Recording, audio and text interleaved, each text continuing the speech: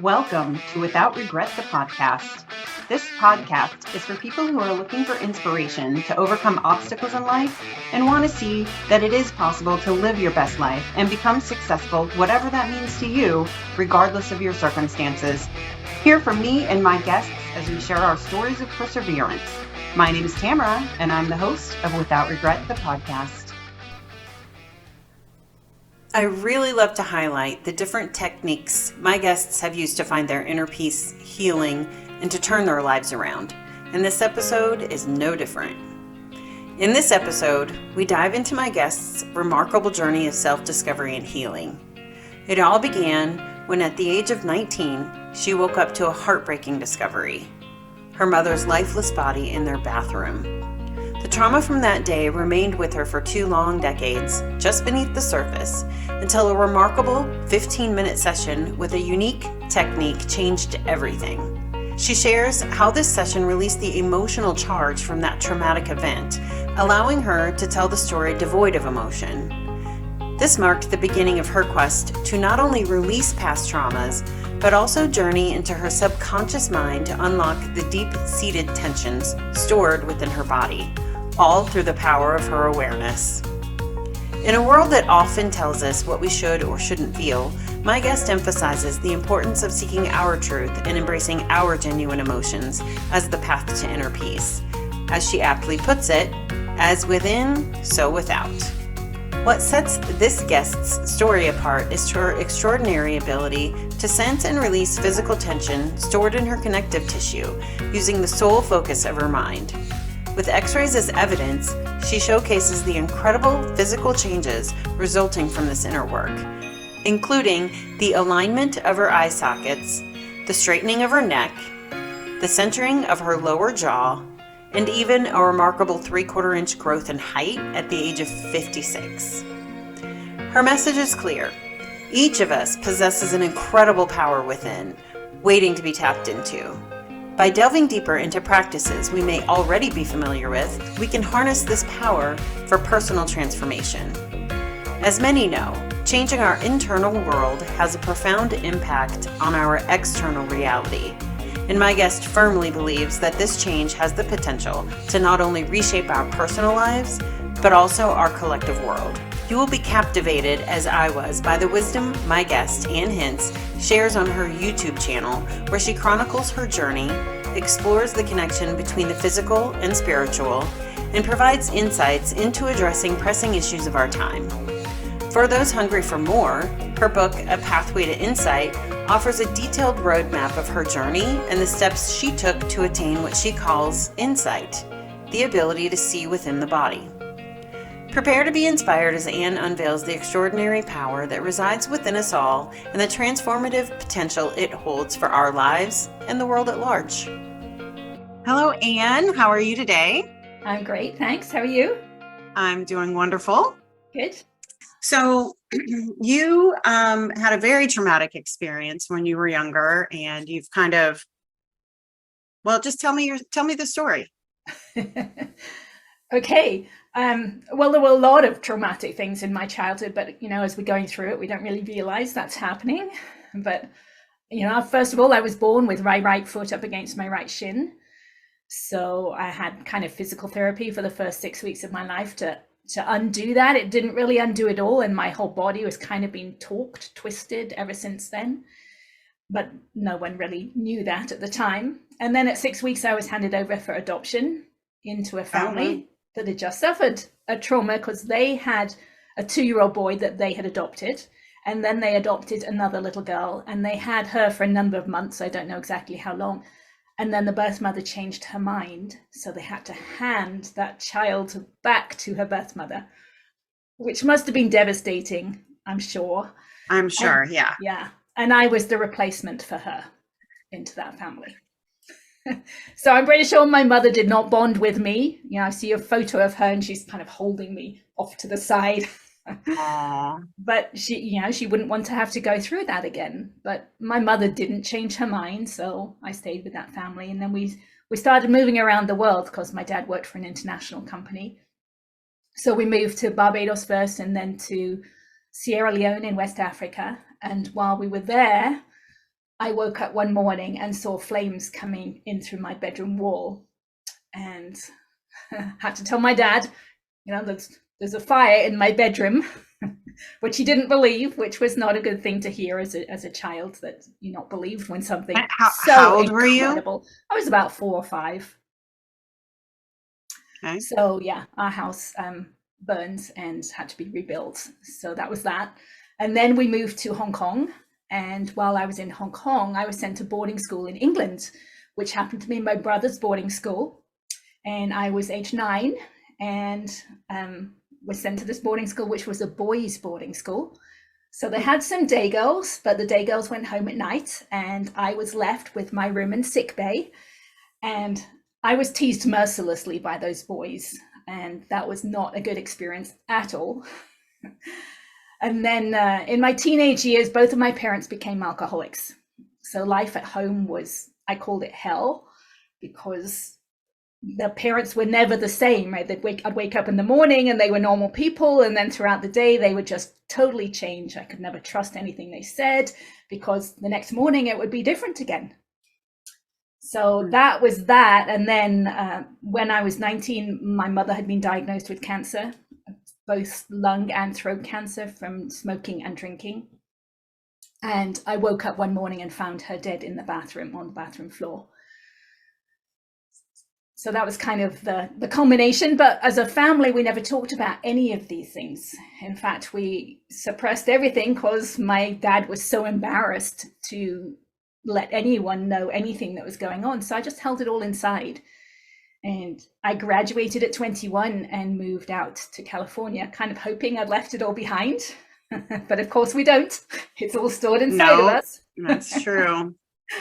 Yeah, so that I just carried on with life at that point, just kind of living with everything that was inside and being fearful of everything. I mean, I was just a scared person on the inside, just afraid I was going to do something wrong.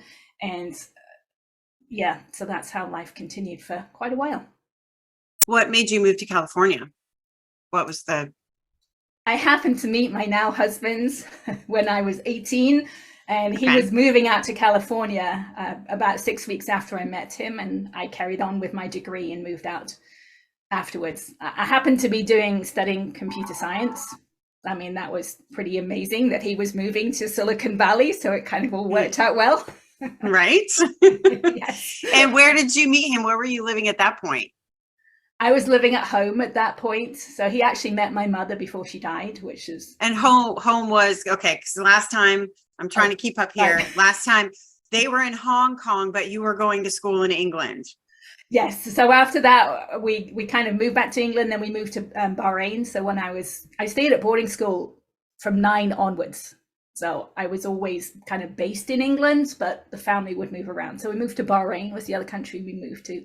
Then we moved back to England. So it was in England that I met him. He's British too. Yes. Okay. All right. I'm caught up. Okay, good. So then we're in California and I'm a software engineer. Okay. And, I did that for a while, and then we got married, and then I had kids, and we moved into the foothills of the Sierra Nevada. And I found out that I was a scared mother. I'd been a scared woman before, and now I got kids and I'm a scared mother. And I'd see these other peaceful mothers on the school campus, and I so wanted to be a peaceful mother on the inside, because I knew that not being peaceful on the inside made my family life less peaceful too, right? Because I was afraid all the time. So I would teach my children whatever was happening inside of me, they would pick up on.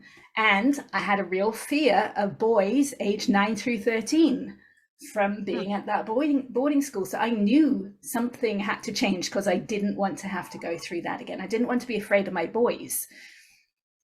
So right. I didn't actually know what to do. Right? And something happened. I had this business altercation with a couple of other mothers.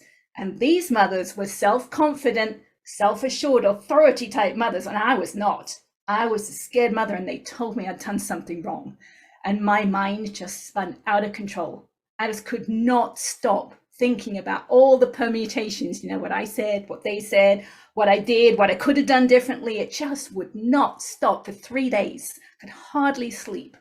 And that's when I realized it felt a little bit like how I would react when my dad would tell me I've done something wrong.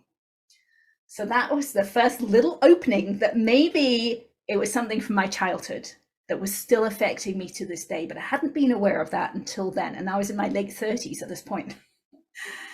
So I didn't know what to do at that point, but I happened to go to a doctor's appointment. Now, he was a parent at school, so he kind of knew me, he knew my situation, and he was also a holistic physician. So he had more tools in his tool chest.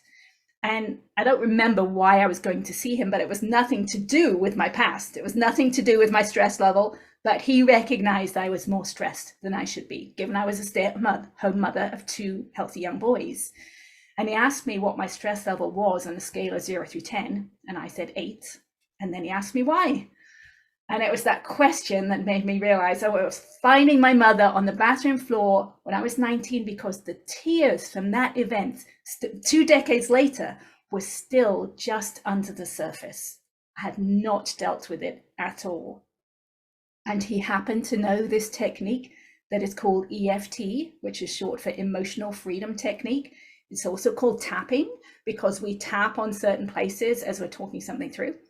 And he tapped with me about my mother's death for about 15 minutes. And I walked away being able to tell the story in my mind for the first time ever without the tears there. And that's when I realized, okay, there's something to this. It looks a little hokey, to be honest, but it was clearly doing something. And that's also the first time I realized that we hold those memories and those emotions physically in our body, and that we can let them go. I had no idea up to that point. So that was the beginning of my transformation. Wow, you've answered all the questions I would normally ask. What was the turning point? What was the thing that, made you realize that all the things? You just told it like a pro. Okay, well, that's okay, because we've got plenty more to go. Okay, good. Okay, I'm ready. Okay, so the thing to know about my story is there are 3 distinct steps now that I look back at it. So EFT was just the first step. And I went home that night and I wanted to learn everything I could about it, because it was given away for free by Gary Craig, who developed it. And anyone can learn to use it. And so I learned everything I could about it, but I have this engineering mindset, right? I don't like to waste my time on something that's not going to be useful. So I wanted to try it out. And at the time, we had a 17-year-old cat at home. So his kidneys were starting to fail. We'd been told we had to give him a daily saline shot, an injection, a saline solution. And I hated needles. I'd had so many injections from living all over the world. I was petrified of them. And the first time I gave him a shot, my hand was shaking so badly. I knew I wouldn't be able to do it every day. It was not going to happen. So I thought, well, let me try out this technique. So I did. I tapped about every aspect of it, which is something you do with EFT. So I tapped about my hand shaking. I tapped about my fear of hurting the cat. And I tapped about all my memories from all the injections I had had, like standing in line at boarding school, waiting for that needle. And the next day, the needle just slid right in. I was totally at peace with it. And everything, all that stress that had been inside me the day before had totally disappeared. So that's when I thought, okay, there's something to this technique. So let me explore it. Let me try it out and see how things change. And luckily for me, things started to change pretty fast. So when you say you tapped about it, can you elaborate what that means? So it means talking through it. So I use this technique, right? You can learn it in 5 to 10 minutes. It's very simple, but this is basically what it is. You're tapping on certain meridian points in the body, which is hooked into the nervous system. It's hooked into the connective tissue where those emotions are stored. So I would talk about, I'm so afraid of giving this injection to Clyde, my cat. I don't want to hurt him. I'm so afraid of hurting him. I'm so afraid of hurting him.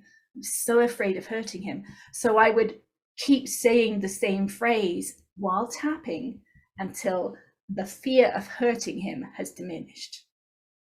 And is there an order that you tap in? Because it looks like you're starting here and then you're going here. There is an order. We start on the karate chop points on the side of our hand. Okay. And then the first point, there's I think 9 points. The crown point on the top of the head, the beginning of the eyebrow, the edge of the eye, the bone under the eye, under the nose, on the chin, on the collarbone, and under the arm.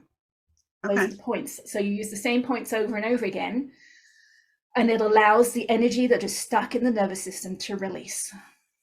So then, and the body gives you feedback. That's one of the things I loved about it, and I still love about it, is most people start to yawn. That's generally what happens as you're releasing energy. But some people will get really, really tired. Some people will burp. Some people will have a big sigh, right, which is a release of energy. Some people will cry. Tears, we know, are a release of tension, a release of energy. So all those things are feedback from the body saying, okay, yeah, it's releasing energy, so you can keep going. So that's what I did. And I started using it during the day. So I'd start noticing when I was becoming emotional, which in itself takes some work, right? Because we like to get caught up in our emotions. So it takes an ability, and it gets easier as you do it, to stand back and say, okay, I'm getting frustrated, or I'm getting sad or angry, or whatever it is. And at that point, I would tap.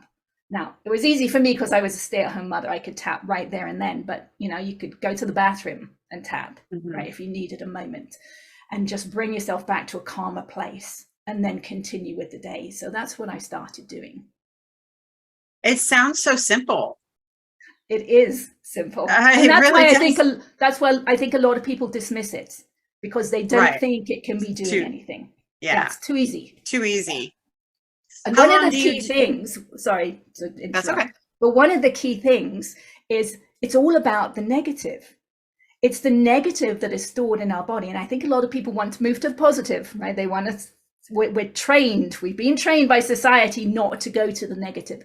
But I've realized from my final step, right, where I am now, I can get right inside my body. It's only the negative and the tension that's stored in our body. So with EFT, we're focusing on the negative because that's what's stored in our body, and we're allowing that to release. And when we do, we actually become more positive. It's already there inside of us. We just have to release the negative to find it. Okay. This is all very interesting. I've seen tapping somewhere before, but I didn't know anything about it. But when I saw you do this, I'm like, that looks familiar. I've seen people do that, but I didn't know why or what it was for. Yeah, as I said, it looks a little weird, right? It does, but I'm not judging anybody. I'm over here going, I think I'm going to try this for myself, actually. It's actually very, very popular. I mean, there's so many videos about tapping online, but as I said, just be a little aware, because a lot of people who are tapping, they go to the positive too fast before we've actually released the negative. And in my experience, you don't actually have to go to the positive at all. All you need to do is accept the negative, and that's when it releases.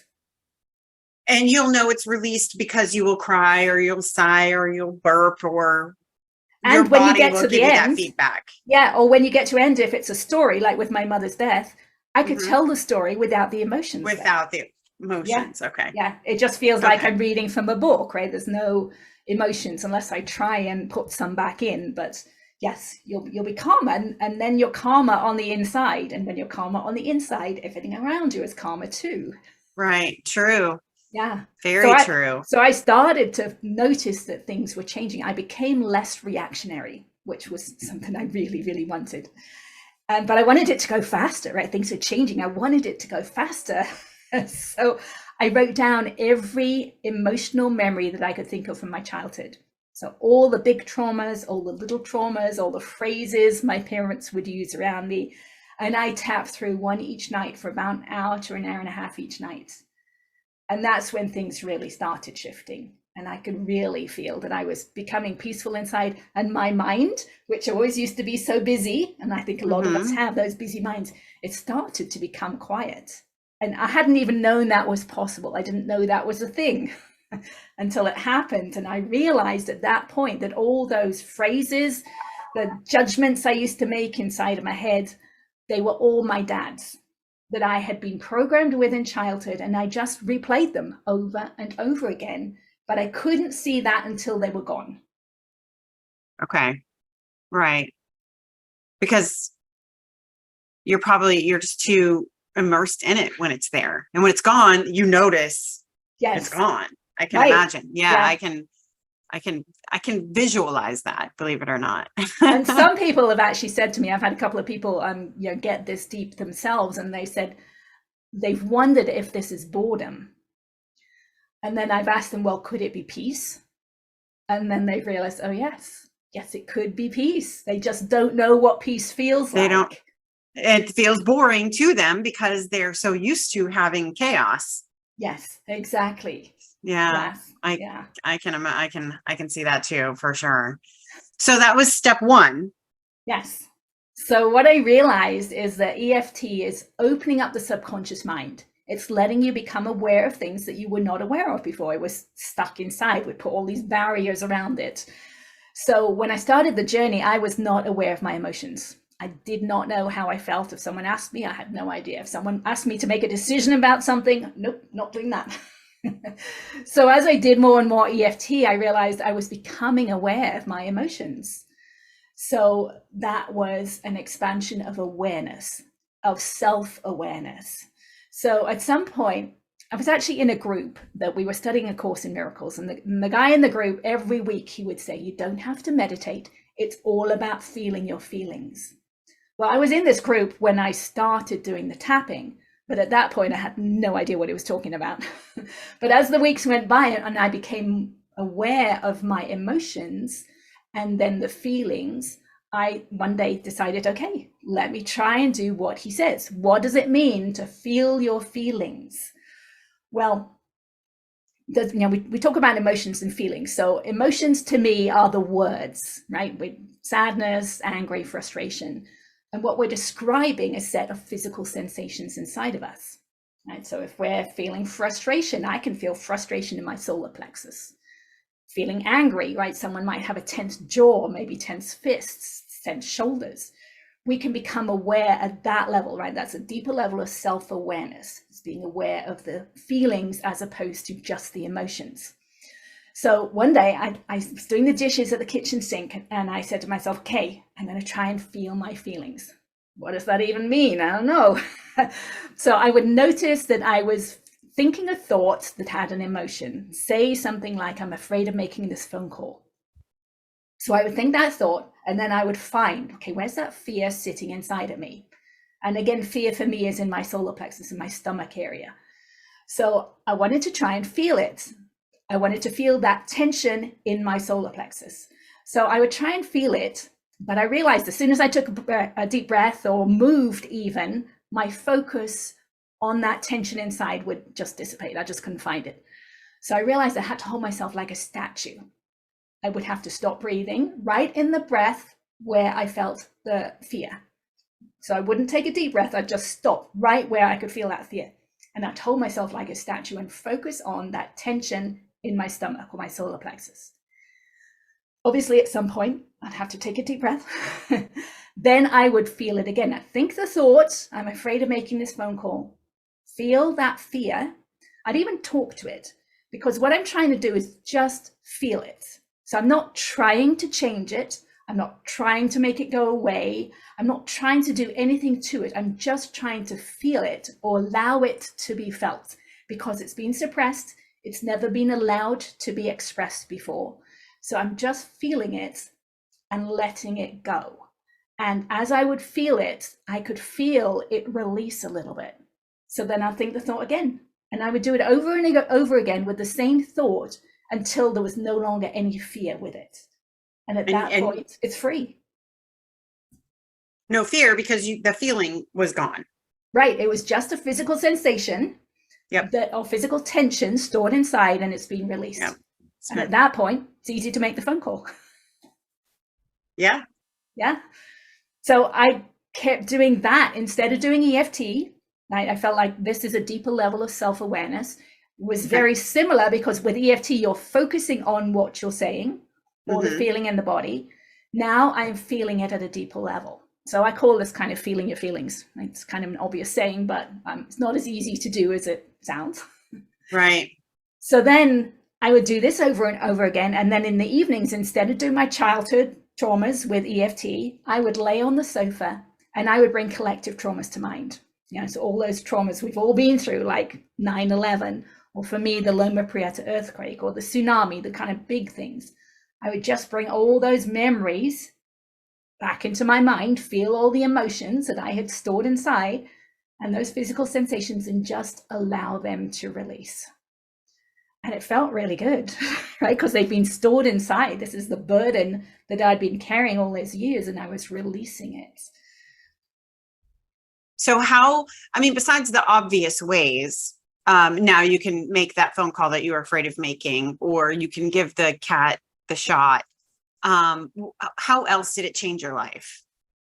Well, it made home life much easier. I was less reactionary, right? So I could be calm in certain situations that I hadn't been calm in before, which meant other people could be their true selves, or they would also pick up on my calmness and be calm. So the whole family dynamic changed because I had changed.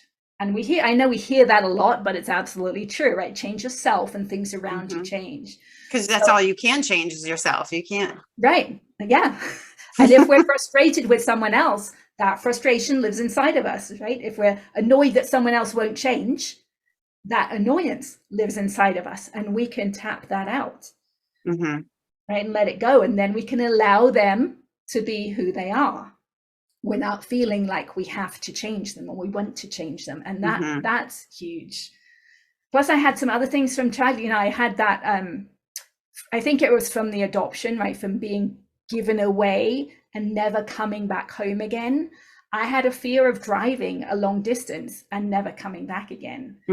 So it made going on trips a lot easier. I could actually enjoy them and realize, well, if I come back, that's great. And if I don't, that's great too. So it changed all sorts of things. And I became lighter, both energetically lighter, right? And emotionally lighter. I could laugh easily in times before, like going to a cinema, right? I would not want to make any noise. I wouldn't want to laugh if it was inappropriate, because I would be afraid of what other people would think of me. And I let that go. I can laugh. I'm light. I'm happy. I'm peaceful is the word that I use most often. I'm peaceful in situations that I hadn't been before. And my original goal was inner peace. That was always what I was after. Do you wish you had done it a lot sooner? I can imagine. You said you were in your mid-30s, I think, when you discovered the tapping. I can just imagine going, oh, I wish I had learned this in my teens. Oh, yeah. Or even when my kids, before kids. If I had known this when my kids were babies, because I went on an airplane ride one time, a few years back, quite a few years back now, and there was a screaming baby. And, people hate that on airplanes. So I asked the father if he would change seats with me. They were at the other side of the plane, several rows back, and I had him change seats with me. And I asked the mother if it would be okay if I tapped on her son. And she said yes. And I just tapped gently on his points. I didn't have to say anything because the emotions were already there up in his body. I just tapped gently on him 2 or 3 rounds, and he fell asleep in his mother's arms. Oh, wow. And everyone on the plane was very grateful. And everyone on the plane probably went home and looked up EFT. Well, they didn't see what I was doing, but right. The mom, though, I'm sure she did. Hopefully she did. Yes, because what a gift if you know how to calm your child in situations like that, and calm yourself, right? Because I was embarrassed when my children did something like that, so I could calm myself first and then calm my children. So yes, I would have loved to have known that earlier on. But it is what it is, right? You only do it when you can do it. So exactly. Yeah. I think, things come into our lives when they're meant to come into our lives. And then when we get to a point, we just want to share that, right? You just want everyone, you're just like, this is so amazing. I want everybody to know about this. Yeah. Indeed, I believe my adoption and everything I went through in childhood was so that I could reverse it all later on. So yeah, so after that second step, things just felt better. And there were also physical changes that were starting to happen. And I mean, I don't know if you can call this a physical change. I would, in that my voice started to change, because I've always liked singing, but my voice has been awful. My singing voice has been terrible, and I still won't sing in front of anyone else. However, I do sing in the shower and in the car. And there was a range of notes that I could not get to, like kind of mid-range notes. And I noticed that changed. So I could just sing all the notes. So I actually enjoy singing now, because the tension inside has started to release, and we're like a stringed instrument. So when you start tuning the strings, you start to sound better. So that was for me, that was a really fun change. Yeah, that sounds like a fun change. Do you think that some people are just more innate in the ability to release those emotions and let go of the feelings without having to do those techniques? Or do you think we all have some stuff just like built up in there? That's really interesting, because I think people who haven't really had much trauma in their lives are not interested in it, because they don't have the need. Whereas people who've had a lot of trauma are perhaps more interested in it. It's interesting, because my brother, right, he was 2 years older than me. He had a lot of trauma in childhood too, possibly more than I did. He had so many barriers, so many emotional barriers around him. I think that he was not willing, or he didn't have the will to do it. I'm not entirely sure, but I went away from my parents. So I did not drink, I did not smoke. He went towards, so he drank and he smoked, and he's already died. He's already passed a few years ago, because of so much drinking. So I find it really interesting how some of us go one direction and some of us go another. And it may be because of my birth parents, and maybe because of his birth parents, right? The genetics that comes in there. Right. Or what I think of more as the vibration from the parents. Was he adopted as well? He was. And I think there's a possibility that he was adopted from a rape situation, because he found his birth mother and she would not open the door to him. Oh, that's terrible. It must have been devastating, but there must have been a reason on her end why she did not want to bring him. Well, I will tell you, I have a sister who was a product of a rape. And so my mother was raped. And this was the first child my mother had. And when we had the opportunity to reach out to her, because she had found my mother, we did, but my mom was afraid that she would remind her of the situation, that she might look like her dad. Turns out she looked just like my mom, but but there was some fear there. There was fear there, but she was always open with us about it. So we always knew about her. And I think I was 14 when we were able to get in touch with her. Actually just did a podcast episode with her a couple of months ago, because, well, if you're interested, you can listen to it. I will. So yeah, I can kind of see it from that side a little bit. My mom had me and my brother, who were very excited and open to meeting her, and as support, and things, I guess you could say in the end everything worked out. It wasn't always easy, but good. Yeah.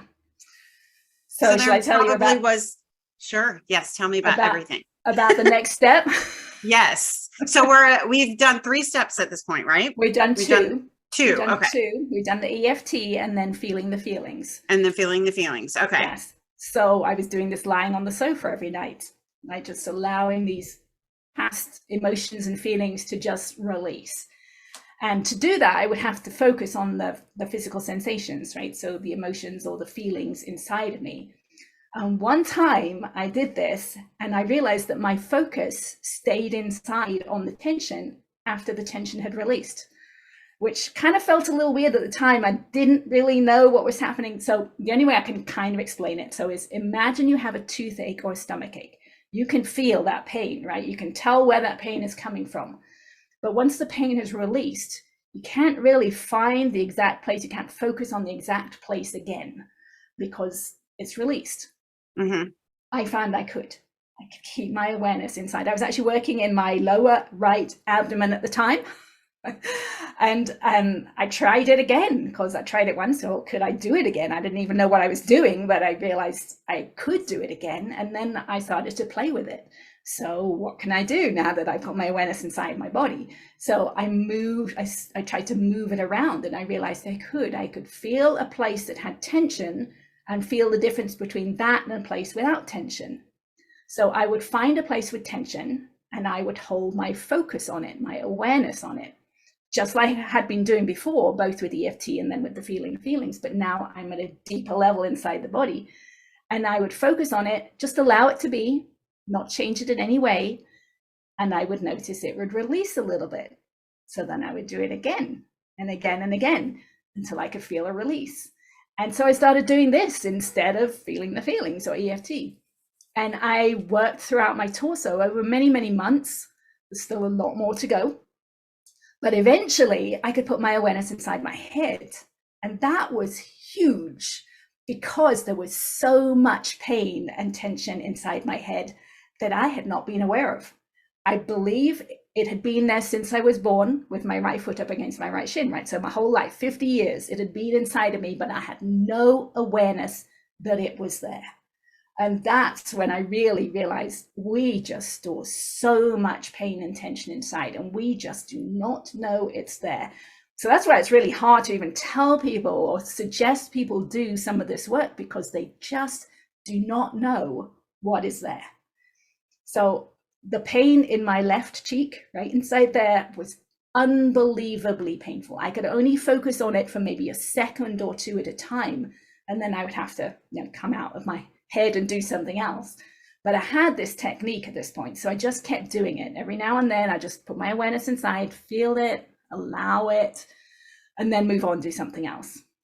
Now eventually I actually was doing that. I was focusing inside my left cheek, and I heard and felt something release, because I'm near my ears now, which sounds like such a weird thing to say, but I heard this thing that sounded like old fabric ripping. And it scared me a little bit because I had no idea what I was doing.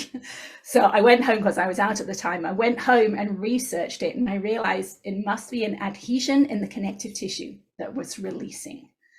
And so I'm not hurting myself. So I just carried on. And more, it was almost exponential, but I would just release more and more tension every day. And it got to the place I could actually feel my skull bones relax. Now, I had not known they were not relaxed before, until they relaxed, and I could look back and say, okay, they're relaxed. They're more relaxed now than they were. I had no idea there was so much more to go. But again, we just don't know what we don't know until we get there, and then we can look back and see how it was. And eventually I got some x-rays taken. It was just part of my orthodontic work. I got some x-rays. I could see that things had changed from my x-rays 8 years prior. And so I had a good look at them, and I could see, oh my goodness, my eye sockets have shifted. I didn't even know that was possible. My jaw was way off to the side in the past, and it's now much more centered. And my neck has always been bent. I've had scoliosis, I think, from being born, with my right foot up against my right shin. And that is straightening out. And I've grown 3/4 of an inch in the last few years, in my 50s, because I've been releasing that burden, and things have been changing so much. Wow. That is some serious awareness. Do you think everybody can do that, or do you think this is like a superpower that you have?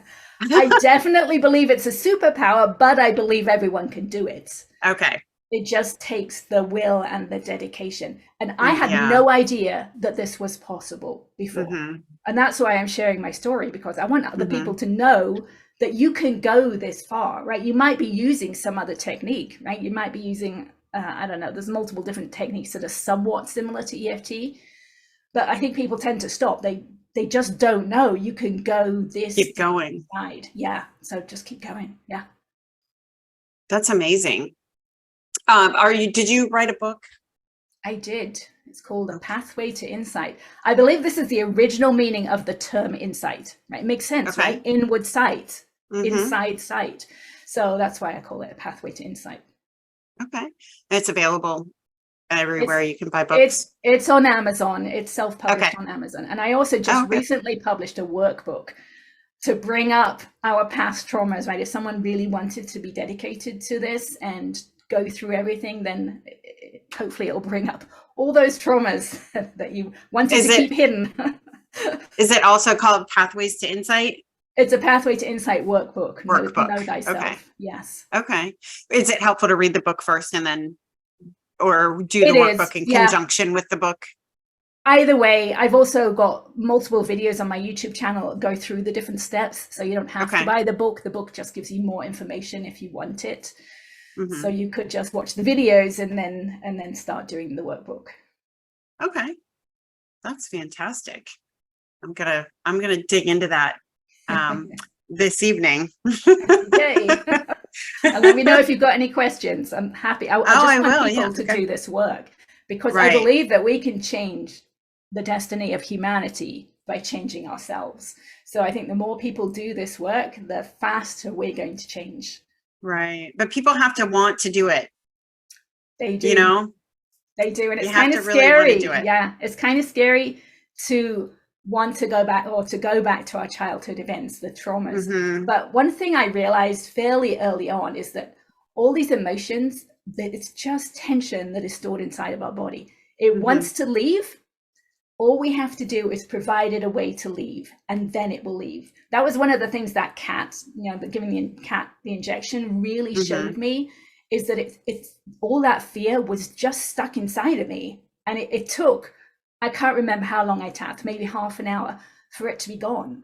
And then it wasn't there anymore. Yeah, that's pretty quick. Yeah. Yeah. So it's the same thing with our childhood traumas. It's just energy. It's stuck inside of us. All we have to do is find it and allow it a way out, and then it will be gone.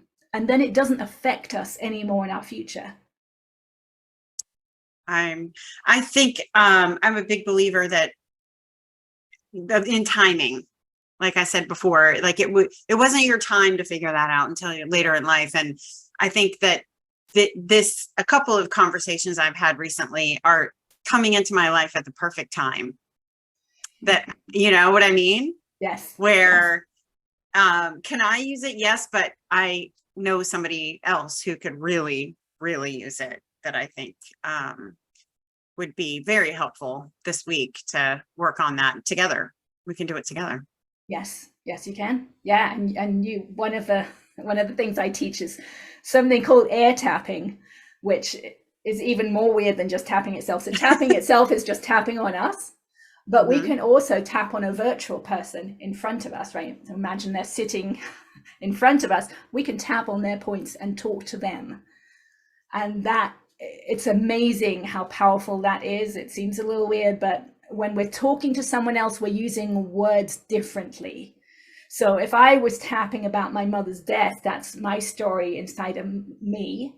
But if I tap on her or, her from the time, I'm talking to her, and I will be saying more the thoughts that were inside of me at the time that I never expressed. So they got stuck inside of me. So if I can say them out loud to her as I'm tapping on her, it releases them inside of me.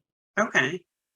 So if you have someone else that you think could do with this work, you could tap on that person ahead of time. And that means your interaction with that person when you told them about it would be different than it would have been otherwise. I get it. I see what you did there. Okay. Thank you. Because it seems easy sitting here, but then you're in front of that person and you're like, how do I approach this conversation? Yes. How do I say, hey, we're just going to tap. We're just going to tap on ourselves and see what happens. I do have, I think it's a 6-minute video on my YouTube channel that is the basics of EFT. So you could watch that together. Yes. Yes. Easy to learn, easy to do. So yeah, it might be worth doing that. Yeah, that's a good idea. That's a great idea. Well, what advice would you give somebody that's just starting in this practice? I would Anything just you start. wish you knew? Well, one of the things I wish I knew, and I did learn before I started this, is that our reactions define our future, because there's so much energy in those reactions that we're emitting a signal of all that energy, and that's coming back to us, right? So realizing that is important, and then start catching yourself when you're reacting, and then, even before you learn how to do EFT, is just noticing you're reacting. Right? Because that takes a lot of conscious work to realize you're reacting and not react, or to react and do something about it, right? We tend to, as a society, suppress things. We sometimes are conscious that we shouldn't suppress them, but we'll do something else. We'll redirect, right? We'll talk to someone about it, or we'll drink, or we'll have something to eat, or we'll open our phone. We'll do something like that, which is still suppressing it. My whole journey was noticing it and allowing it to be felt, which is different than a lot of things that we do these days. So start to become aware of what you're feeling and just notice it. Don't get drawn into it, right? If you're feeling angry, don't go and be angry with someone else. Just feel what that anger feels like inside of your body and accept it. Just don't act on it. I've been working with someone recently, and he's having a hard time with that concept of the thoughts there. Well, it must mean something, but all it is a thought with energy. So if you tap on it, whatever the thought was, and I worked a lot on the thought, eventually I got to the place that I hate myself. I got to that deep level of realizing, okay, I hate myself. And so I tapped on that for a long time, over many, many weeks, until it no longer meant anything, right? It's just 3 words, nothing to it. But it was a thought I had, and some people would act on it, right? I hate myself, therefore I'm going to do something about it. It's just a thought. So if we allow the energy of that thought to release, it just becomes 3 words, right? I don't have to act on it. And the thought leaves the mind. Once it's been fully accepted, it doesn't keep coming back, which is wild to experience. Excuse me. And it's really fun to experience. And it's really hard for people to realize that that is the case, because they haven't experienced it before. I'm telling you, it happens, and it's really fun. As you're talking, I'm really thinking about, I don't know if you're familiar or how familiar you are with Scientology. And the idea of auditing, because it kind of sounds like that, where they expose you over and over and over and over to something to desensitize you. It's desensitization. Is it the same concept? It's absolutely 180 degrees departure from that. Okay, they are putting barriers, right? They are creating barriers. They're trying to desensitize you. This is totally the opposite. Okay. Feel it and let it go. Right. So you're releasing the barrier rather than creating the barrier. Okay. Interesting. Yeah.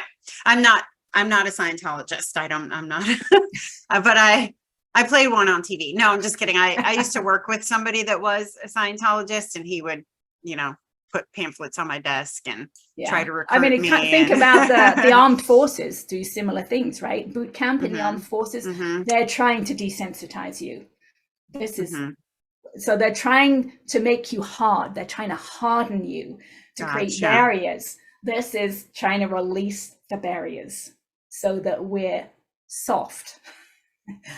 Doesn't mean we're soft in that terms, but so I was saying it's like the armed forces. They're trying to create hardness inside of us. We're trying to release that tension in the connective tissue so that we are soft. Now, it doesn't mean we're soft in the mental way. It just means that we can be at peace, or imperturbable. We can be at peace wherever we are. To me, that is the ultimate goal. Yeah, I'm glad I asked that question, because to me, it really did sound a lot the same. And I love your explanation. Good. Of it. Yes. Yeah. Yes. Please don't confuse it as being that. Yes. Yeah. And other people may too. So I Yes. really am glad I asked that question. Yeah, me too. So where do you think your strength comes from to even start these things, and where does that inner strength to just keep going come from? Because you talked about yourself as fearful in the beginning, right? For a long time you were very fearful, so probably didn't feel like the strongest person in the world. So where did that strength come from? It's a good question, and I don't really know. I just know that I was so determined to change. I've done a lot of reading of different spiritual type things. I've done a lot of dietary things, right? Because I had a lot of digestive issues from all that tension that I was holding inside. So I did a lot of things that are outside of me, and I was looking for something. I kept thinking I'm just like the next thing. Okay, let me find the next thing, and the next thing, and the next thing. But it was going to that doctor's appointment and noticing something that worked. As soon as I found that, I would always have to bring myself, if I was looking for the next thing, I'd say, nope, let me just continue this thing because this is working. I knew this was working, and it started to feel so fun and it felt so good. I mean, you're releasing old tension that's been in the body for decades. It's got to feel good, and it does. So it just became easier and easier to do, and there's nothing I would rather do than do this inner work at this point. I'm working now at the level of the bones inside of my skull. It's just crazy, the tension that's in there, and I can just feel the connective tissue just release strand by strand. It's pretty amazing, but there's still more to do. I want there to be an end, so I'm just going to keep going because there's got to be an end at some point. You think? Sure. Maybe there's not. Maybe this is just a lifetime thing that we should continue to do. And why not? Yeah, I think there is. I think it's probably enlightenment. Right? This is an enlightenment process. It's releasing the burden. It's becoming. The other thing I can sense inside is light or darkness. So when it's tension, it's darkness. And as that tension is released, the light's already underneath. It's already there. So it's enlightening inside and outside, right? I'm just physically lighter than I was. I don't weigh less. That would be nice, but but energetically lighter. And I do believe there's an end in sight. No, the end is not in sight yet, but I do believe there is an end, and that end, I believe, will be symmetry. Right? At this point, my face is still totally unsymmetrical, and I can feel that in the forces inside that I'm still working on. And connective tissue holds with a force of 2,000 pounds per square inch, which is why that pain was so intense when I started this journey. But as it's releasing, my skull is becoming more symmetrical, and I believe that will be the end point. I hope I make it in my lifetime, but I do think that is the end point. Have you met anyone else who's been able to shift their bone structure the way you have? I have not. That's why I'm sharing this journey. Wow. If there's someone out there who can do this, I would love to talk to someone. I bet you would. Yeah. Oh, that's incredible. That is incredible. So you've just taken it to that level. Maybe nobody else has taken it to before. Maybe no one else has had the courage to take it to that level. I know they have in the past, because I can see symbolism now that I could not see in the past. And I know hidden in the symbols, people have done this work.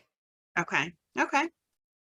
Very, very interesting. I think this is the most interesting interview I've done yet.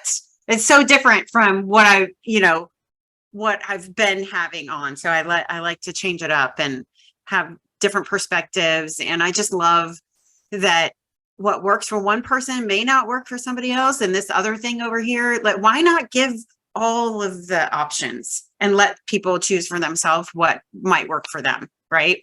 Yeah, that's true, with the caveat that I used to think that more, but given how far I've come and that I don't know anyone else who's got this far, I would recommend something along the lines of these techniques, because I know how deep this can go, and I don't know that other techniques go that far. I mean, I know someone who's been meditating for over 20 years, and Mm-hmm. my mind quieted in the first 2 years more than hers has in 20 years. So I know these techniques are really powerful. So I Mm-hmm. do recommend them, but Yeah. try what you're doing and see how far it gets. If it doesn't get very far, then shift and try something that does. Try something new. Yeah.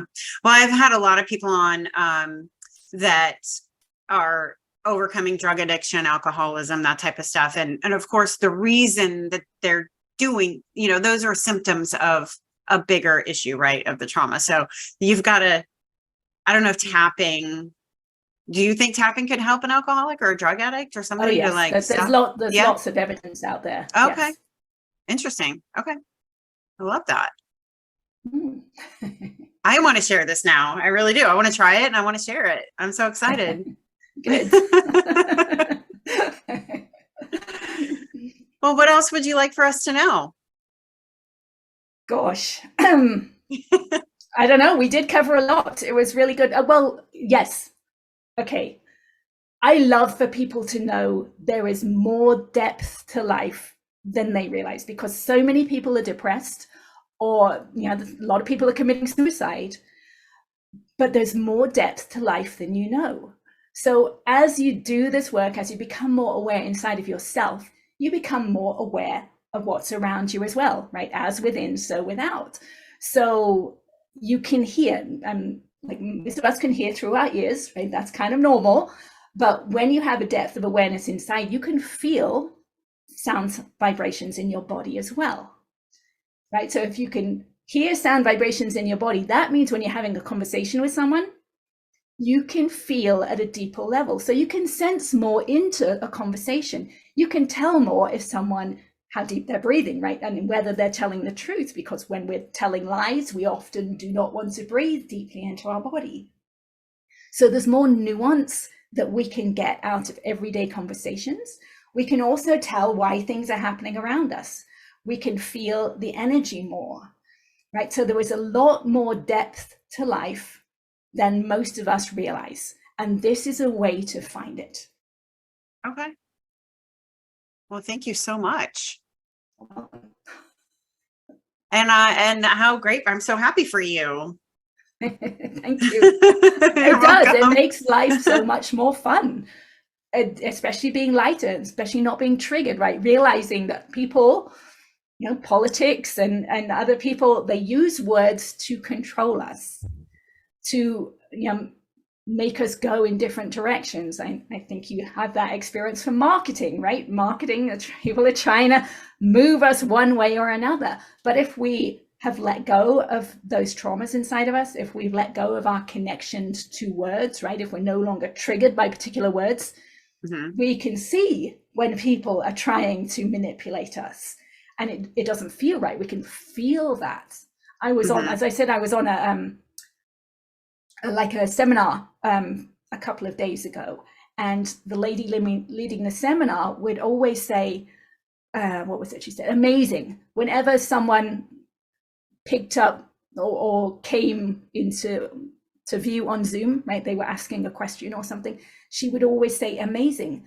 Well, it wasn't. They just raised their hand and got answered, right? It wasn't amazing, right? Amazing means something very different, right? And it starts to, you can pick up on why you're feeling uncomfortable in those kind of situations, because you're being manipulated.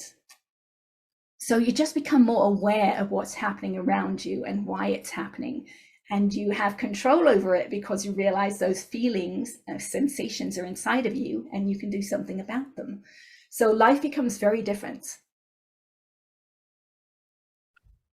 Amazing. No, I'm just kidding.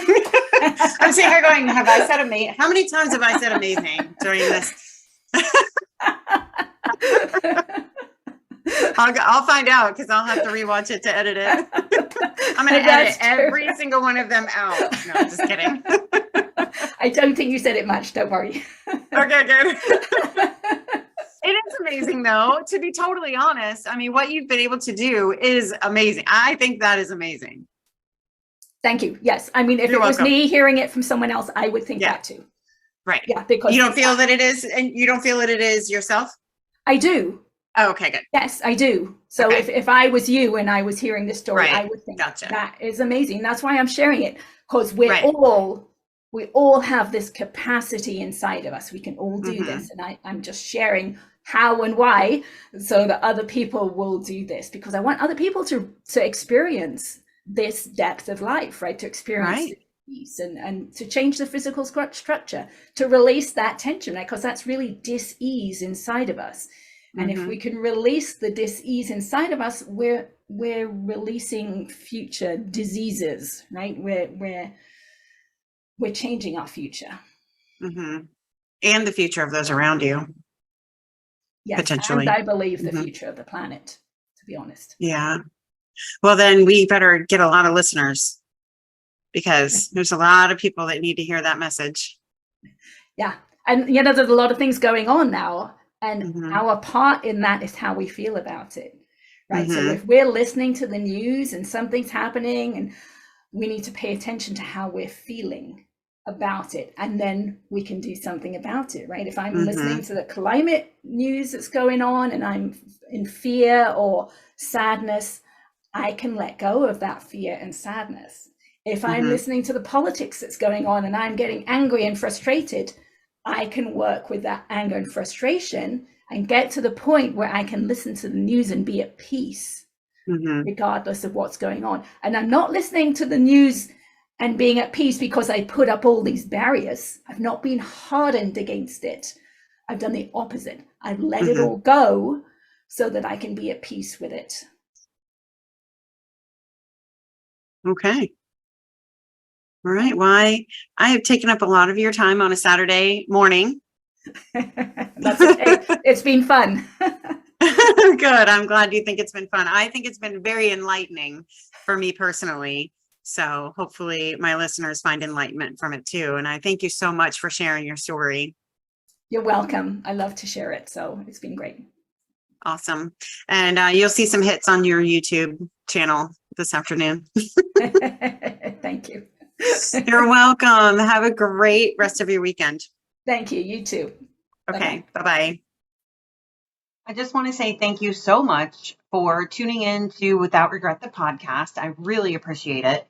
And I'd like to ask you to please like and subscribe.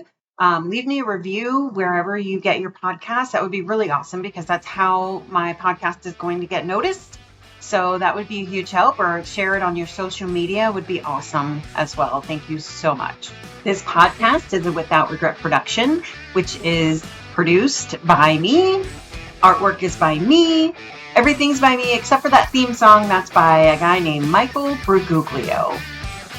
You can follow us on Facebook at facebook.com/Without Regret Podcast, and on Instagram at without_regret_podcasts.